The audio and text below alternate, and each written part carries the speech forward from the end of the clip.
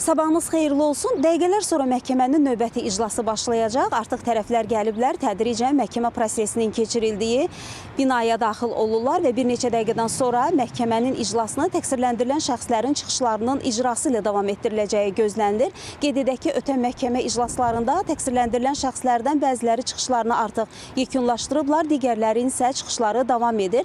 Onlar çıxışlarında apellyasiya şikayətlərini əsaslandırmalıdırlar və qeyd edək ki, bununla bağlı həm özləri, həm də vəkilləri çıxış edirlər.